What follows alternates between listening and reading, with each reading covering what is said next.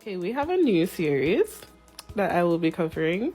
Also, don't come at me in the comments. I'm gonna try to do the other ones that I started, like Men of the Harem and shit, what's that other one called? Sub-Zero. I'm gonna try to get back on those. But I saw this and I'm like, oh, this is interesting. So it's a historical webtoon about a king who had I don't even know if they're his sons. They just said 3 princes. One was like smart but really sick. The other one was a military genius. And another one was just really pretty. So the pretty one decided that he was gonna seduce one of his daddy's concubines or whatever. And did. And they had a baby. So the king finds out and is just like, not having this. So he's just like, both of y'all, delete. Actually, I don't even know if he deleted his son. But he deleted the concubine though. And was just like, I can't really delete someone who's my flesh and blood. So the princess was given to like one of the lowliest servants to be raised or whatever. And she was having like a bunch of hallucinations. Always like banging on doors saying, oh, monsters are coming to get her. So everybody thought that she was, not very connected up here. So one day lightning struck the palace. And there was a fire, and she was like unscathed from the whole fire. And apparently there was like this song that went around, like, oh, if a monster like eats her, then they'll get like a new body. So all of the monsters were trying to get her, but like this big ass monster ate all of them and, got full. This is what happens when you eat snacks before your appetizer and entree. You can't have dessert. So at the end of the chapter, this guy who made a deal with the king that if he, won this war for him, then he would be able to marry the princess. He should have been specific though and said he wants a specific princess, because the king was just like, I'm not giving you my daughter. How about you have the one who is in isolation, the crazy one? And I'm like, oh, Lord. So it's giving very enemies to lovers. It's giving very historical, but give it a supernatural twist. And I love me some historical webtoons, as you can see. So we'll see how this goes, Okay, so here is our male lead for Twilight poem. He looks a little psychotic, but if you've been here long enough, that's how I like it. I'm joking. I'm not joking. I don't really blame her for, going a little cuckoo, a little crazy, because child, the voices are not fun. They're not fun, especially when there's that many of them. Nope.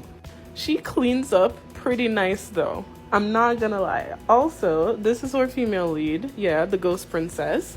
I think she is blind. I'm pretty sure that the main demon guy took her vision. I'm pretty sure. But she's pretty. She's gorgeous, but she looks like every other Chinese manhua female lead. So, yeah. But she is pretty. This is apparently the daughter, granddaughter, whatever of the king who our male lead originally wanted to get with. Yeah, she's pretty too, but I mean, she looks the same as the other girl, just with color in her pupils and curly hair. Slap in some contacts and give her a perm and it's the same person. So in these chapters, we find out that our male lead has some sort of golden aura thing that, keeps the demons away or whatnot, We also get a glimpse at Demon Daddy, who is, he's apparently the villain in this. He is so fine. In my opinion, he's hotter than the male lead, but we take what we get. If there's 2 of them, let there be 2. No problem. This is his face when he finally sees the ghost princess in real life, because he's only heard about her and just assumed that, if she's cursed, she's probably ugly too, which, no, that's not usually the case. But he is shook. We also find out that he has a smidgen of anger issues, which really doesn't subtract from it, which is bad. It's bad. I know, it's bad. It's bad. But I don't like people like this in real life. But it's, ooh, child. And also, just a warning that I forgot to give in the first video, if you are going to be reading this, there is a bit of gore and there's a bit of violence. So if you can't manage that, do not read this webtoon. They don't really show it like American Horror Stories show it, but it is there. This man is psychotic. Look at his face. He just loves fighting. He loves the violence. He's so happy and it's so weird. Like it's borderline concerning how happy he looks in this right now. I'm smelling an enemies to lovers trope. I'm smelling it. I know it's happening. They're gonna be an enemies to lovers trope. Oh Lord. That's a little harsh. That's a bit much, sir. I think you should apologize. That's a bit much. Girl, if you don't get your ass off that floor, get up. Get up. Stop begging this man. Get your ass off the ground, ma'am. You're already holding on to his hand. Use it to pull you up.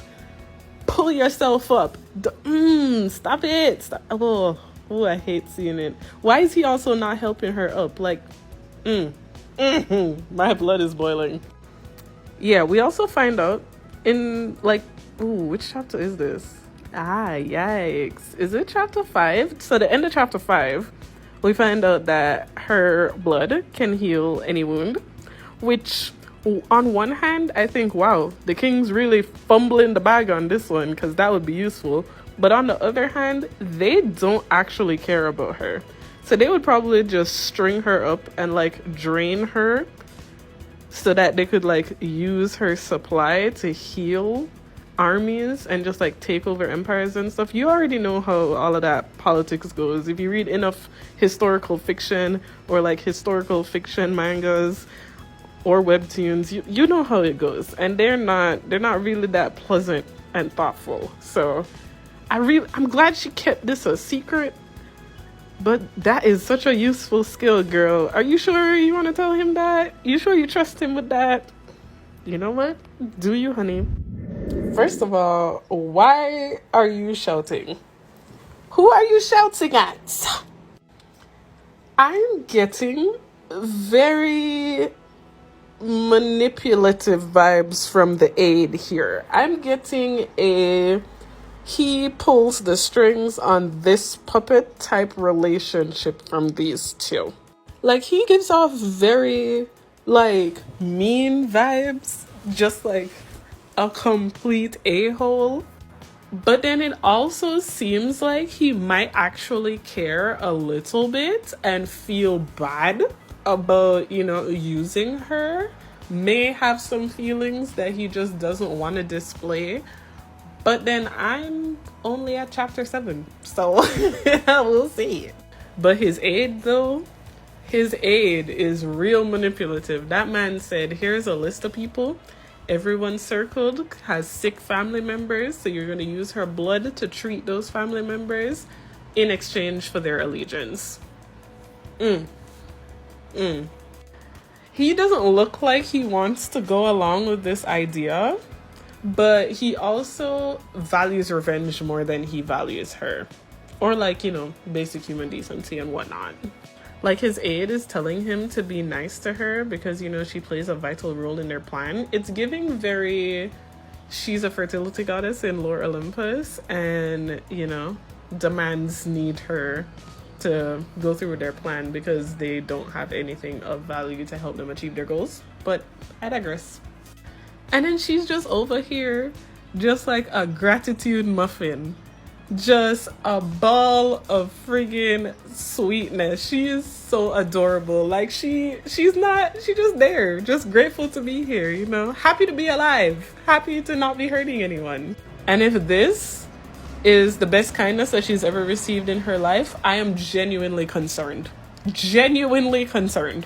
And then here we go again with the theme of rumors, keeping y'all from actually getting to know people. Please don't be like the people in the webtoons. Please do not make rumors keep you from getting to know people, because they might be genuinely good persons and you're just missing out on it because you decided that you were gonna listen to a rumor that was probably started by someone who's a hating ass.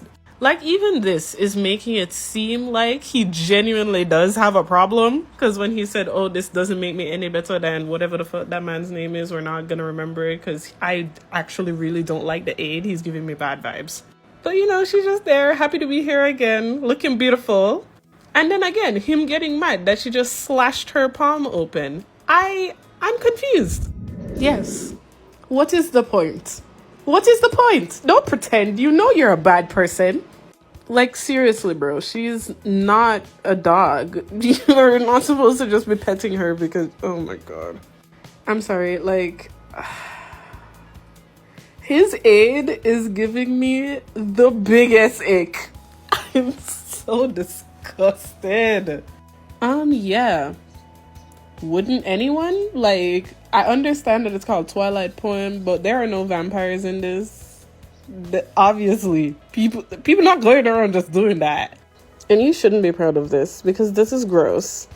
Like, with him, at least I'm seeing a bit of remorse, but his aide, oh my god, that man is unsettlingly calm and cheery about all of this. It is weird, especially because it's his idea. Ew. I hate how hot he looks right now. I really hate how hot he looks right now. I really do. Because, like, I'm starting to really not like you.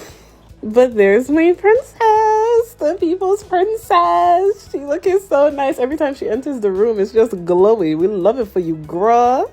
Just radiating positivity in that room full of filth. You can't tell me that man is not catching some form of feelings for her. Some form of feelings for her, because he drew that man up real quick when he was about to insult her. He was like, say it again. Say it to my face. Finish your sentence. Like, he's catching feelings for her. I don't think that they're, like, genuine feelings. I feel like they're guilt feelings, but he catching feelings. Like, you can really tell that the guilt is getting to him. Like, his guilt is riding him. He feels so bad. Because he's essentially literally using her. Like, she's hurting herself to help you. And, like, you're disgusting. Like, yeah, I'm gonna acknowledge that I see that you feel bad, feel some type of remorse. But in all honesty, I hope you feel worse. Like, he's mad that he's catching feelings for her. So he's trying to, like, find a way to demonize her. But she makes it so hard because she's literally a ray of fucking sunshine. Stay mad, I guess. Well, hello there. Oh my god, yes. Please, give me some eye candy. Actually, give me back Demon Daddy. I want to see him too. I want to see y'all too. I'm okay with seeing y'all too. Because, you know, I'm on the fence. I am not on either side. I'm okay with you guys. And I'm okay with Demon Daddy. Let's go. But I feel like they're like Demon Daddy's enemies. But, you know, I don't mind.